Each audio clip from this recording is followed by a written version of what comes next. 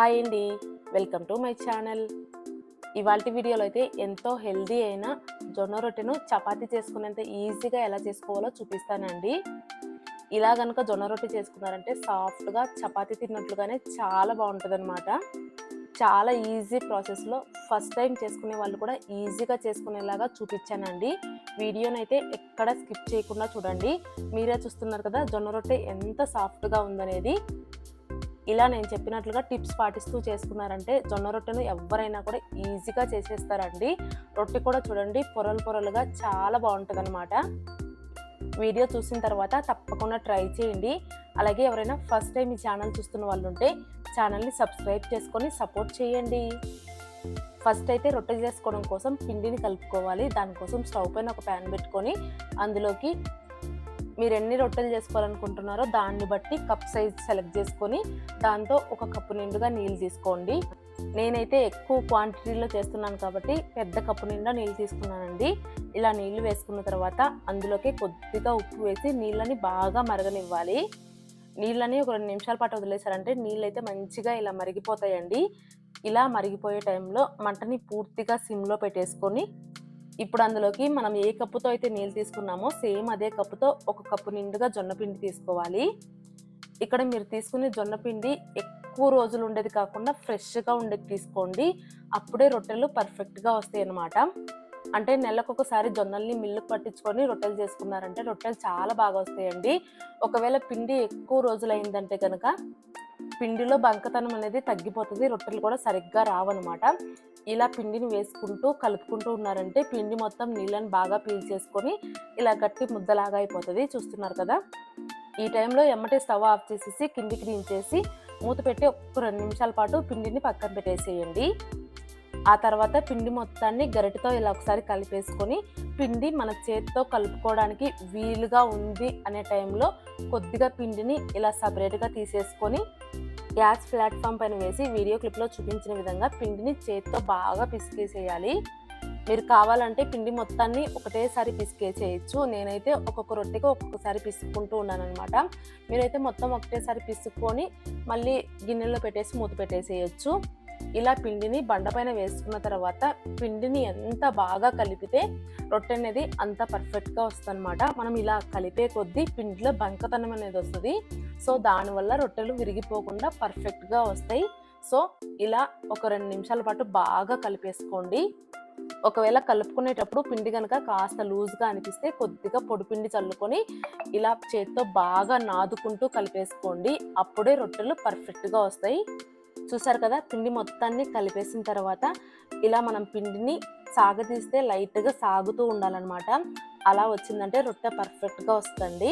ఇప్పుడు మళ్ళీ round ball లాగా చేసేసుకొని వీడియో క్లిప్లో చూపించిన విధంగా కొద్దిగా పొడి పిండి చల్లుకుంటూ చేత్తో రొట్టెలాగా కొట్టుకోవాలన్నమాట. చేత్తో అయినా చేసుకోవచ్చు, చపాతీ కర్రతో అయినా కూడా ఒత్తుకోవచ్చు అండి. చపాతీ కర్రతో కూడా చూపిస్తా. ఫస్ట్ అయితే చేత్తో ఎలా చేసుకోవాలో చూపిస్తున్నా. ఇలా చేత్తో కొట్టుకుంటూ రొట్టెను తిప్పుకుంటూ ఉండాలి.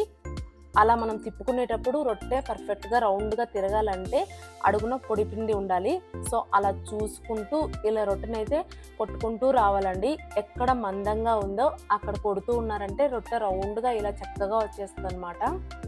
మీరు పిండిని పర్ఫెక్ట్గా కలుపుకున్నారంటే రొట్టె చేయడం పెద్ద కష్టమేం కాదండి. ఇలా రౌండ్గా చేసుకుంటూ అంచులు ఎక్కడైనా కానీ లైట్గా చీలినట్టు అనిపిస్తే కనుక వాటిని కవర్ చేసుకుంటూ మళ్ళీ చేత్తో కొట్టుకుంటూ రండి. రొట్టె చాలా బాగా వస్తుంది. ఇలా మొత్తం అంతా పల్చగా చేసేసుకున్న తర్వాత ఇప్పుడు ఆ రొట్టెను బండపై నుంచి సపరేట్ చేసేసుకోవాలి. మీరు పర్ఫెక్ట్గా పొడిపిండి వేసుకుంటూ తీసుకున్నారంటే రొట్టె అయితే ఈజీగానే వచ్చేస్తుందండి. ఒకవేళ రాకపోతే ఇక్కడ వీడియో క్లిప్లో చూపిస్తున్నాను చూడండి. ఇలా చల్లాక పెట్టి అటువైపు ఇటువైపు కదిలించారంటే ఈజీగా వచ్చేస్తుంది అనమాట. అలా రొట్టెను తీసుకొని చేతిపైకి వేసుకొని వేడిగా ఉండే పెనంపైకి వేసుకోవాలి. రొట్టె చేసుకునేటప్పుడు ముందుగానే స్టవ్ పైన పెనం పెట్టుకొని పెనాన్ని బాగా వేడెక్కనివ్వాలి. అలా బాగా వేడెక్కితేనే రొట్టె కూడా పర్ఫెక్ట్గా పొంగుతుంది అనమాట. అలా రొట్టె పైన వేసిన తర్వాత ఒక క్లాత్ తీసుకొని పైనుండి పొడి పిండిని ఇలా దులిపేసేయండి. ఇలా రొట్టెను ఒకవైపు కాలనిచ్చి రెండో వైపు టర్న్ చేసేసుకోవాలి. ఆ తర్వాత ఒక క్లాత్ తీసుకొని ఇలా లైట్గా ప్రెస్ చేస్తూ ఉన్నారంటే రొట్టె అయితే చక్కగా పొంగుతుందండి. పొంగడం అంటే మరీ ఇంతెత్తు పొంగదు. ఇలా రొట్టెను కాసేపు ఒకవైపు కాలనిచ్చి రెండో వైపు తిప్పేసుకోవాలి. ఇక్కడ నేను చేసుకునే రొట్టెకైతే లైట్గా హోల్ పడినట్టు అయింది చూడండి, దానివల్ల పొంగలేదనమాట. అలా ఒక్కొక్కసారి జరుగుతూ ఉంటాయి. అన్ని రొట్టెలు పర్ఫెక్ట్గా రావాలని లేదు, కానీ పల్చగా చాలా బాగా వస్తాయి అనమాట. ఇలా రెండు వైపులా తిప్పుకుంటూ కాల్చుకున్నారంటే రొట్టె అయితే రెడీ అయిపోయినట్లేనండి. ఇక్కడ రొట్టె మెత్తగా కావాలంటే కనుక ఎక్కువ కాల్చకుండా లైట్గా కాల్చేసుకొని తీసేసుకున్నారంటే రొట్టె మెత్తగా ఉంటుంది.